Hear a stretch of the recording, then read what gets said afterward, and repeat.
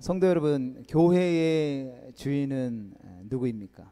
성경은 우리에게 분명하게 말씀해 주고 있습니다. 골로새서 1장 18절 말씀 같이 보겠습니다. 시작. 그는 몸인 교회의 머리시라. 그가 근본이시요 죽은 자들 가운데서 먼저 나신 이시니 이는 친히 만물의 으뜸이 되려 하심이요. 아멘. 예수님이 바로 교회의 머리가 되십니다. 머리가 되신다라는 것은 바로 주인이 되신다라는 뜻이죠. 뿐만 아니라 여기서 머리는 근원이고 다스리는 권리를 뜻하는 것입니다. 그러나 때때로 교회 안에 많은 이들이 자신의 공로나 헌신을 공로로 여기며 교회의 주인을 자처하곤 합니다. 몸은 하나인데 머리가 여럿인 사람이 있다면 우리는 그 사람을 정상이라고 말할 수 없겠죠. 마찬가지로 자신의 공로를 주장하는 사람들이 많은 교회는 마치 몸은 하나인데 머리는 여럿인 괴물과도 같은 것입니다. 저마다 교회의 주인 노릇을 하려고 하기 때문에 교회가 항상 혼란과 다툼으로 어려움을 겪을 수밖에 없는 것이죠. 그런 면에서 오늘날 이 땅의 교회들의 위기는 교회 안에 주인이 너무 많기 때문일 수도 있을 것 같습니다. 그러나 성경은 우리에게 분명하고도 단호하게 말씀하고 있죠. 그것은 바로 오직 예수님만이 교회의 주인이라고 말씀합니다. 물론 대놓고 내가 이만큼 교회에 헌신했으니까 내가 교회의 주인이야 라고 말할 분은 아무도 없을 것입니다. 그렇게 말하면 모든 사람들이 또 그를 비난하고 그가 존재하는 것이 쉽지 않겠죠. 하지만 교회가 무슨 일을 할 때에 하나님의 뜻보다는 자신의 뜻을 더 주장하는 일들이 많이 일어나는 것을 보게 되죠. 하나님 앞에 문제가 생겼고 하나님 앞에 결정해야 될 일들이 생겼을 때에 하나님 앞에 나아가 기도하는 것보다 자기를 지지해 줄 사람들을 모으는 것을 우리는 보게 됩니다. 그리고 혹 자기의 뜻이 좌절되면 교회가 잘못된 방향으로 가고 있다고 우기면서 교회를 때로는 혼란에 빠뜨리기도 한다라는 것이죠. 오늘날 이 땅의 교회 가운데 많은 문제들이 있죠. 목회자의 세습 문제, 또 헌금의 유용 문제, 또 독단적인 교회의 운영과 또 노골적인 정치 세력화 등의 문제라는 이 중병에서 어쩌면 회복하지 못하는 것도 교회의 참 주인 되시는 예수님을 밀어내고 서로가 교회의 주인 노릇을 하려고 하기 때문은 아닐까 생각해 보게 되는 것이죠. 그러나 반대로 우리가 생각해 보면 교회를 어렵게 하는 수많은 문제들을 해결하는 방법 또한 아주 간단하다라는 것이죠. 그것은 바로 교회의 주인이 누구냐를 모든 성도들이 알고 그 주인에게 순종하면 되는 것입니다. 앞에서도 말씀드렸던 것처럼 교회의 주인은 예수님이신 줄 믿습니다. 함께 예배하는 우리 중에 누구도 이 교회의 주인은 없습니다. 교회의 주인은 예수님이시고 우리 모두는 예수님의 종인 것이죠. 성경은 첫사람 아담이 범죄한 이후에 모든 사람이 종이 되었다라는 것을 선언합니다. 어떤 종이죠? 그것은 바로 죄의 종입니다. 우리가 죄를 짓고 싶으면 짓고 싶지 않으면 짓지 않을 수 있는 것이 아니라는 것이죠. 만약 우리가 그럴 수 있다라면 우리를 성경은 죄의 종이다라고 선언하지 않았을 것입니다. 죄로부터 자유한 사람만이 그렇게 할 수 있는 것이죠. 하지만 성경은 이 땅을 살아가는 모든 인류 안에서 이 죄로부터 자유한 사람은 없다라고 선언하는 것이죠. 죄를 짓고 싶어서 짓는 것이 아니라는 것입니다. 우리가 죄를 짓고 싶지 않아도 우리는 죄 가운데 태어났기 때문에 죄를 지을 수밖에 없다라는 것이죠. 죄를 짓지 않으려고 아무리 몸부림친다 할지라도 우리 스스로는 죄를 짓지 않을 수 없다라는 것이죠. 그 이유가 무엇입니까? 바로 우리가 죄의 종이기 때문인 것이죠. 그런데 하나님께서 죄의 종으로 심판받을 수밖에 없는 우리를 구원하셨다라는 것입니다. 어떻게 구원하셨습니까? 당신의 하나뿐인 독생자 예수 그리스도의 그 대속의 피로 말미암아 우리를 구속하셨다라는 것이죠. 예수님께서 십자가에서 흘리신 피, 즉 그분의 생명을 우리의 죄값으로 지불하셨다라는 것입니다. 그래서 우리는 더 이상 죄의 종이 아니라 바로 예수님의 종이 되었다라는 것이죠. 이 사실을 성경은 우리에게 분명히 가르쳐주고 있습니다. 고린도전서 6장 19절로 20절의 말씀을 우리 함께 읽어보도록 하겠습니다. 시작. 너희 몸은 너희가 하나님께로부터 받은 바 너희 가운데 계신 성령의 전인 줄을 알지 못하느냐. 너희는 너희 자신의 것이 아니라 값으로 산 것이 되었으니 그런즉 너희 몸으로 하나님 앞에 영광을 돌리라. 아멘.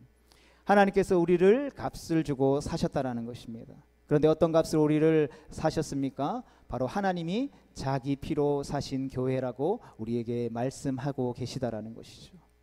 죄의 종이었던, 죽을 수밖에 없었던, 멸망에 놓여 있었던 우리를 하나님께서 예수님의 피값으로 사셨다라는 것이죠. 그러하기에 더 이상 우리는 죄의 종이 아니라 바로 예수님 하나님의 종이 된 것입니다. 그리고 그 하나님의 종된 사람들이 한 곳에 모인 곳을 바로 교회라고 우리는 부르고 있는 것이죠. 또한 그 교회의 머리, 즉 주인으로 당신의 아들 예수님을 세워주셨다라는 것입니다. 그러므로 교회의 주인은 예수님이시고 또 교회를 이루는 성도는 하나님의 종, 바로 예수님의 종이라는 것입니다.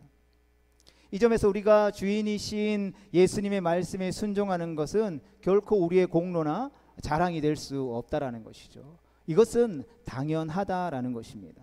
왜 그렇습니까? 그것은 바로 우리가 예수님의 종이기 때문이죠.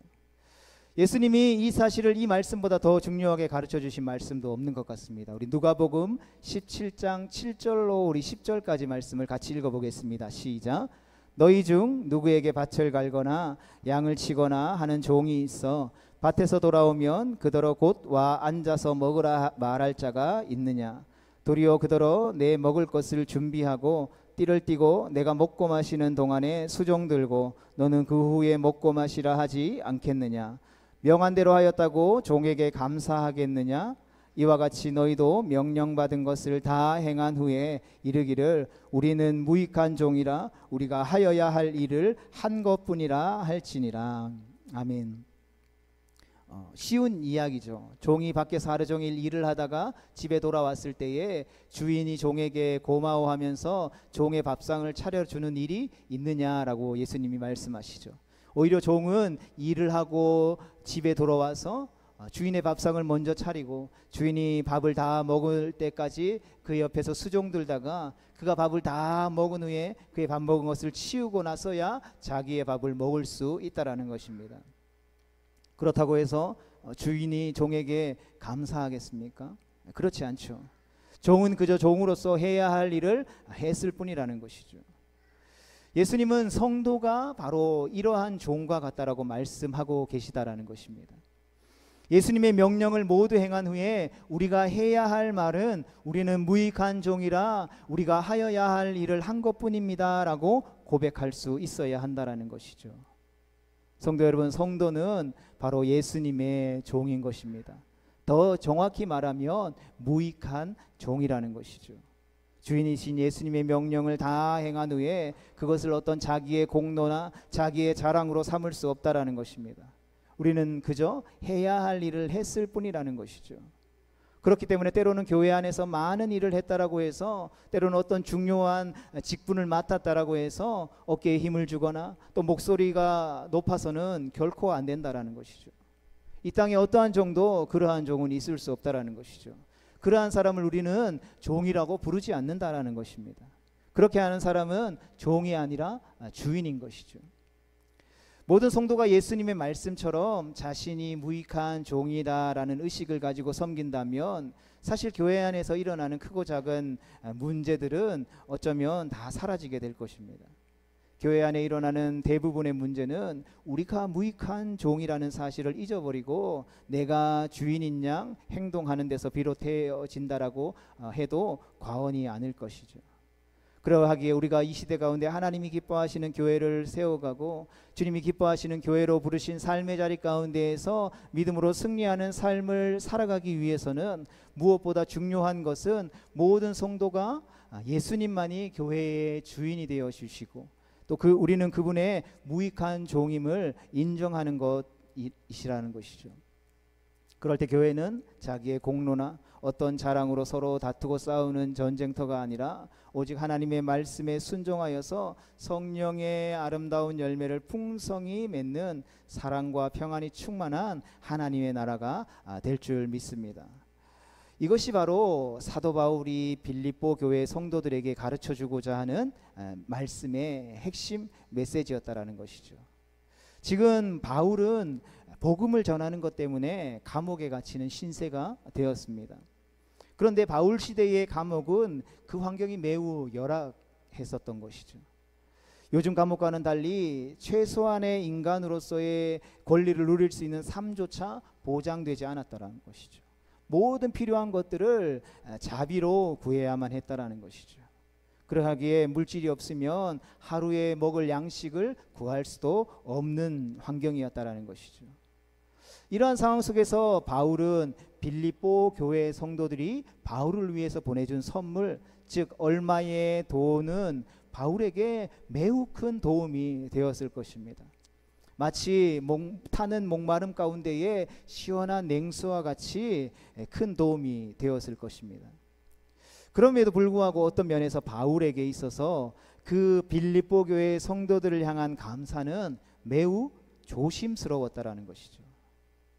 바울은 선물을 받고 내가 크게 기뻐했다라고 말은 하지만 그것은 단지 자신이 궁핍하기 때문에, 돈이 없기 때문에 그런 것은 아니다라고 말해주고 있는 것이죠. 그러면서 바울은 자신이 어떠한 형편과 상황 속에서도 만족하고 감사하고 기뻐할 수 있는, 즉 자족하는 법을 배웠다라고 빌립보 교회 성도들에게 고백합니다. 그러면서 바울은 자신에게 능력 주시는 그 예수님 안에 있을 때에 자신은 모든 것을 할 수 있다라고 고백하고 있는 것이죠. 즉 빌립보 교회 성도들이 선물을 보내주지 않았다 하더라도 자신은 언제나 기뻐하고 감사하며 만족하는 삶을 살 수 있다라는 말인 것이죠. 분명 바울은 선물을 보내준 빌립보 교회에게 감사한 마음을 가지면서도 그것을 분명하게 표현하지 않았다라는 것이죠. 오늘 본문에서도 마찬가지입니다. 사실 빌립보 교회가 오늘 본문에 기록된 것처럼 이번에만 선물을 보내준 것이 아니라 이미 전에도 여러 차례 바울에게 큰 도움을 주었다라는 것이죠. 본문 14절로 우리 16절까지 말씀을 다시 한 번 더 읽어보겠습니다. 시작. 그러나 너희가 내 괴로움에 함께 참여하였으니 잘하였도다. 빌립보 사람들아, 너희도 알거니와 복음의 시초에 내가 마게도냐를 떠날 때에 주고받는 내 일에 참여한 교회가 너희 외에 아무도 없었느니라. 데살로니가에 있을 때에도 너희가 한 번뿐 아니라 두 번이나 나의 쓸 것을 보내었도다. 아멘. 바울은 원래 지금의 튀르키예 지역, 터키 지역에서 복음을 전하고 싶었습니다. 하지만 우리가 잘 알고 있는 것처럼 성령 하나님의 특별하신 인도하심을 따라 마게도냐, 즉 유럽 지역으로 건너가게 되죠. 이때 제일 먼저 복음을 전했던 도시가 바로 빌립보 도시였습니다. 비록 빌립보 교회에도 오랫동안 사도 바울이 머물지는 못했지만 자세곧 장사를 하던 루디아의 집에서 이 빌립보 교회가 개척되었고 믿는 사람들이, 성도들이 점차 늘어나게 됐죠. 이후에 바울과 그 일행들은 이 빌립보를 떠나서 데살로니가 지역으로 넘어가게 됩니다. 그리고 거기서도 얼마간 머물며 복음을 전하고 교회를 개척하게 되죠. 그런데 바울이 데살로니가에서 전도하고 있을 때에 빌립보 교회로부터 선물이 두 차례나 도착했습니다. 사실 빌립보 교회는 힘있는 큰 교회가 아니었습니다. 방금 말한 대로 불과 얼마 전에 개척되어진 교회였다라는 것이죠. 그럼에도 불구하고 데살로니가에서 전도하고 있는 바울을 위해 선물을 보내주었던 것입니다. 여러분, 대단한 헌신이 아닐 수 없습니다. 빌립보 교회는 스스로도 부족한 상황이었습니다. 그럼에도 불구하고 빌립보 교회는 힘을 다해 바울에게 복음을 전할 수 있는 선교비를 보내주었다라는 것이죠. 여러분, 이 빌립보 교회 성도들의 선교비를 받고 바울이 얼마나 기뻐했습니까? 물질의 많고 적음을 떠나서 자신이 함께 헌신하고 있는 복음을 전하는 일에 누군가가 함께 물질을 보내고 마음을 다해 함께 기도로 동력하고 있다라는 사실들을 깨달았을 때에 그의 기쁨은 이루 말로 표현할 수 없는 큰 감동이 되었을 것입니다. 그런데 빌립보 교회는 바울에게만 선교비를 보내준 것이 아니었다라는 것이죠. 훗날 바울은 큰 고난 가운데에 있는 예루살렘 교회를 돕기 위해 이방 교회들에게 얼마의 헌금을 줄 것을 권면하게 되죠. 사실 이방 교회라고 해서 형편이 좋은 것은 아니었습니다. 당시에 이 소아시아 지역과 유럽 지역의 시대적인 분위기는 예수님을 믿는다라고 하면 바로 핍박을 받는 때였다라는 것이죠. 먹고 사는 것에 당장 지장을 받는 그러한 어려움을 겪고 있는 상황이었다라는 것이죠. 하지만 이러한 상황 속에서도 예루살렘 교회를 위한 헌금에 빌립보 교회는 그 어떤 교회들보다 가장 열정적으로 참여하는 모습을 보게 됩니다. 우리 고린도후서 8장 1절로 2절 말씀을 함께 보겠습니다. 시작.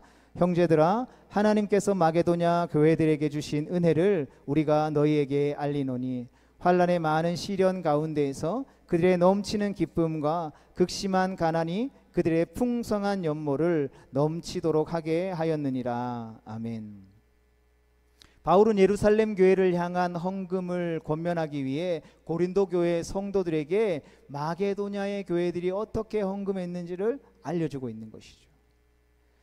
여기 마게도냐 교회들 속에는 바로 빌립보 교회가 포함되어 있는데 빌립보 교회가 어떻게 헌금했다라고 기록하고 있습니까? 그들은 정말로 풍성한 연보, 즉 풍성한 헌금을 고난당하고 있는 어려움 가운데 있는 예루살렘 교회를 위해서 했다라는 것이죠. 아, 빌립보 교회는 엄청 부자였기 때문에 기쁜 마음으로 헌금을 했을 거야 라고 생각하십니까? 결코 그렇지 않다라는 것이죠. 그들은 환난의 많은 시련 가운데 있었고 극심한 가난 가운데에 놓여 있었다라는 것이죠. 예수님을 믿는다라는 이유로 경제적 핍박을 받고 있었기 때문이라는 것이죠. 인간적으로 생각하면 예루살렘 교회를 위해 헌금할 처지가 아니었다라는 것이죠. 자기 코가 석자인 상황이었다라는 것입니다. 그러나 그럼에도 불구하고 그들은 그야말로 자신을 주님 앞에 내어드리게 되죠. 주님께서 베푸신 은혜에 힘입어서 자원하는 마음으로 기쁜 마음으로 예루살렘 교회를 위해서 헌금을 했다라는 것이죠. 성도 여러분, 바로 이런 교회가 바로 빌립보 교회입니다. 정말로 칭찬받아 마땅한 헌신적인 교회가 바로 빌립보 교회라는 것이죠. 그러면 우리 생각에는 바울이 좀 더 열심으로 이 빌립보 교회를 칭찬해 줘도 되지 않을까라는 생각이 든다라는 것이죠. 그러나 그러한 헌신적인 이 빌립보 교회임에도 불구하고 바울의 감사와 빌립보 교회를 향한 칭찬은 조심스럽다라는 것입니다. 오히려 바울은 빌립보 교회를 크게 칭찬하는 대신에 이렇게 말합니다. 본문 17절 말씀입니다. 시작. 내가 선물을 구함이 아니요 오직 너희에게 유익하도록 풍성한 열매를 구함이라. 아멘. 바울은 빌립보 교회의 성도들이 오해하는 것을 원하지 않았습니다. 만약 바울에게 보내준 선물을 받고 바울이 너무 기뻐하거나 너무 감사하면 더 많은 선물을 혹시 요구하는 것은 아닌가 빌립보 교회 성도들이 오해할 수 있었기 때문이라는 것이죠. 그런데 이것보다 더 중요한 이유가 있었습니다. 그것은 바로 바울은 빌립보 교회 성도들이 자신들의 헌신을 공로나 자랑으로 여기기를 바라지 않았다라는 것이죠. 우리는 극심한 어려운 상황 속에서도 바울에게 몇 번이나 선교 헌금을 보냈고 또 예루살렘 교회를 위해서도 우리가 모든 것을 바쳐 헌신했어. 우리보다 더 수고하고 더 충성된 교회가 이 지역에 있어? 바울은 이 빌립보 교회가 이러한 잘못된 생각을 하지 않기를 바랬다라는 것이죠. 그렇다면 바울은 왜 그런 생각을 하게 됐을까요? 그것은 바로 교회의 주인은 예수님이시고 성도는 그 예수님의 종이기 때문이라는 것이죠. 그냥 종이 아니라 무익한 종이기 때문이었다라는 것입니다. 아무리 수고하고 아무리 헌신했다 하더라도 그것은 마땅히 종이 해야 할 역할이었기 때문이라는 것이죠. 그러하기에 우리의 수고와 때로는 우리의 헌신이 결코 우리의 자랑이나 공로가 될 수는 없다라는 것이죠. 바울은 빌립보 교회의 성도들이 이 사실을 분명히 알기를 원했습니다. 그래서 바울은 대놓고 감사하거나 칭찬하는 것을 조심하며 피했던 것이죠. 빌립보 교회 성도들을 높이는 것을 주의했다라는 것입니다. 자칫 자신의 감사와 칭찬으로 빌립보 교회 성도들이 교만해지거나 우쭐해지기를 원하지 않았기 때문인 것이죠. 그래서 바울은 빌립보 교회 성도들이 한 수고와 헌신이 오직 하나님만을 향하도록 애썼다라는 것이죠. 오직 너희에게 유익하도록 풍성한 열매를 구함이라 했습니다. 이 말씀을 조금 더 정확히 번역하면 너희의 통장에 풍성이 들어갈 열매를 구하는 것이다 입니다. 여기서 말하는 통장은 아쉽게도 천국 통장이죠. 사실 예수님은 이미 이것을 말씀하셨습니다. 마태복음 6장 20절 말씀을 같이 보겠습니다. 시작. 오직 너희를 위하여 보물을 하늘에 쌓아두라. 거기는 좀이나 동록이 해하지 못하며 도둑이 구멍을 뚫지도 못하고 도둑질도 못하느니라. 아멘. 예수님은 보물을 어디에 쌓아두라고 말씀하십니까? 하늘에 쌓아두라는 것이죠. 쉽게 말해서 하늘 은행에 저축하라라는 말입니다. 거기에 저축하면 절대적으로 안전하다라는 것이죠. 이 땅의 은행은 망하기도 하고 은행의 강도가 들어 예금을 잃어버리기도 하고 우리가 때로는 급한 일이 생기면 그것을 인출해서 사용해야 하니까 없어지기도 한다라는 것입니다. 하지만 하늘 은행에 저축하면 그런 일이 전혀 없기 때문에 절대적으로 안전하다라는 것이죠. 성도 여러분, 바울이 지금 이 천국 통장을 말하는 이유는 빌립보 교회 성도들의 수고와 헌신이 사람들의 칭찬과 인정을 받는 것이 아니라 천국 은행에 쌓이는 것이다라는 것을 가르쳐 주기 위한 것이었다라는 것이죠. 이렇게 말함으로써 우리의 수고와 헌신이 무엇을 향해야 하는지 분명히 알려주고 있다라는 것입니다. 우리의 수고와 헌신을 받으시는 분이 바로 하나님이시다라는 것을 가르쳐주고 있다라는 것이죠. 그리고 그 하나님께서 그것을 기억하시고 그 하늘 통장에 쌓을 때에 상 주시는 이심을 믿으라고 가르쳐주고 있다라는 것입니다. 그러하기에 바울은 사람에게 칭찬과 인정을 구하지 말라라고 권면하고 있는 것이죠. 본문 18절 말씀을 계속해서 보겠습니다. 시작. 내게는 모든 것이 있고 또 풍부한지라 에바브로디도 편에 너희가 준 것을 받음으로 내가 풍족하니 이는 받으실 만한 향기로운 제물이요 하나님을 기쁘시게 한 것이라. 아멘. 빌립보 교회 성도들이 바울에게 보낸 선물을 바울은 무엇이다라고 표현하고 있습니까? 그것은 받으실 만한 향기로운 제물, 하나님을 기쁘시게 한 것이다라고 표현하고 있다라는 것이죠. 빌립보 교회 성도들이 보낸 선물은 1차적으로 바울에게 보내진 것도 그를 기쁘게 한 것도 아니었다라는 것이죠. 오히려 그것은 하나님께 바쳐진 제물이 되었고 그것을 통하여서 하나님의 기쁨이 되었다라는 것이죠. 그렇기에 빌립보 교회 성도들의 선물은 그들의 천국 통장에 입금된 보화가 되었다라는 것입니다. 성도 여러분, 이것이 우리가 교회에서 하는 모든 수고와 또 헌신에 적용되어져야 하는 줄로 믿습니다. 우리의 작은 몸짓 하나까지도 하나님께서 받으신다라는 것이죠. 받으실 뿐만 아니라 그것을 기뻐하신다라는 것입니다. 우리가 이것을 깨닫는 것, 우리가 이것을 알아가는 것은 우리에게 주어진 신앙생활에 있어서 매우 중요한 역할을 한다라는 것이죠. 왜냐하면 그래야만 우리에게 주어진 이 신앙생활의 긴 여정 가운데에 낙심하지 않고 끝까지 이 믿음의 경주를 할 수 있기 때문이라는 것이죠. 그래야만 교회에서 수고하고 헌신할 때에 실망하거나 낙심하지 않게 되기 때문이라는 것입니다. 우리가 때때로 교회에서 무엇인가를 하고 난 이후에 실망하거나 낙심할 때가 있죠. 목사인 저도 그렇습니다. 왜 그럴까요? 왜 교회에서 하나님을 위해서 내가 이것을 헌신할 거야, 하나님을 위해서 내가 이것을 노력할 거야 라고 수고할 거야 하고 나서 왜 그것들을 하는 도중이나 하고 난 이후에 실망하거나 낙심해서 때로는 교회를 떠나게 되는 이유가 무엇일까요? 하나님이 알아주지 않았기 때문에 떠나게 될까요? 그렇지 않다라는 것이죠.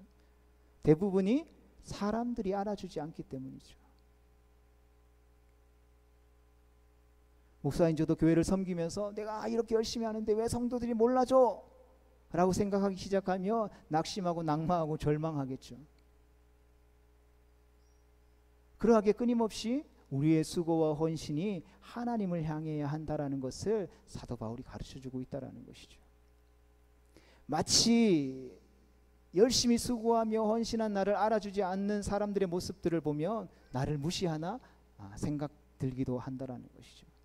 그래서 시험에 들고, 그래서 낙심하게 되고, 그래서 마음이 무너지게 된다는 것이죠.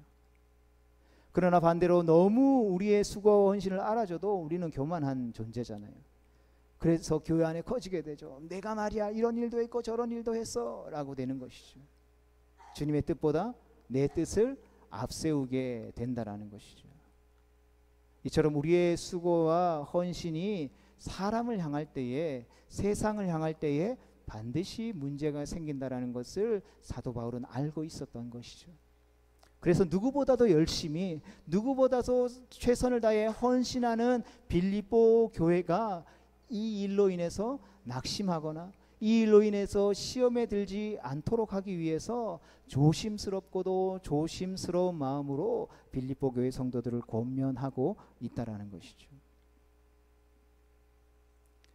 그들의 수고와 헌신이 하나님을 향한 것이고 하나님께 바쳐지는 제물이며 하나님을 기쁘시게 하는 것임을 강조하고 또 강조하고 있다라는 것이죠. 그리고 나아가 오직 하나님만이 우리의 수고 헌신을 기쁘게 받으시고 여기셔서 우리에게 더욱 풍성한 복을 내려주실 수 있기 때문인 것을 이 빌립보 교회 성도들에게 가르쳐주고 있는 것이죠. 본문 19절 말씀 같이 보겠습니다. 시작. 나의 하나님이 그리스도 예수 안에서 영광 가운데에 그 풍성한 대로 너희 모든 쓸 것을 채우시리라. 아멘. 말씀을 정리하면서 성도 여러분, 우리의 수고와 우리의 헌신을 받으시는 하나님께서 어떻게 하신다고요? 우리의 모든 쓸 것을 풍성히 채워주신다라는 것입니다. 그러하기에 우리는 언제나 사람을 향한 것도 아니고 세상을 향한 것도 아니고 나를 향한 것도 아니라 오직 우리의 수고와 헌신은 하나님께 향해 드려야 하는 줄로 믿습니다.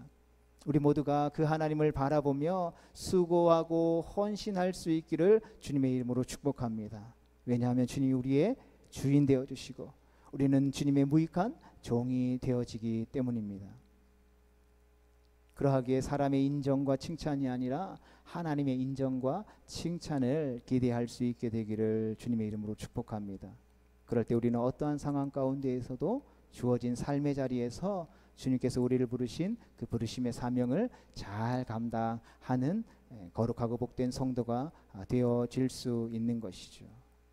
바라기는 우리를 부르신 삶의 자리 가운데에서 우리의 주인 되신 주님이 맡겨주신 그 부르심의 사명을 감당할 때에 우리가 어떠한 수고와 헌신들을 한다 할지라도 주님 앞에 주님 우리는 무익한 종입니다. 우리가 해야 할 일을 한 것뿐입니다. 주님만 홀로 영광 받아 주시옵소서, 주님만 높임 받아 주시옵소서라고 고백할 수 있는 우리의 삶이 되어질 수 있기를 주님의 이름으로 축복합니다. 그래서 새롭게 허락하신 이번 한 주간의 삶도 그렇게 무익한 종 되어서 주님의 마음을 시원케 하며 주님의 마음을 기쁘게 하는 거룩하고 복된 성도 되어질 수 있기를 주님의 이름으로 축복합니다.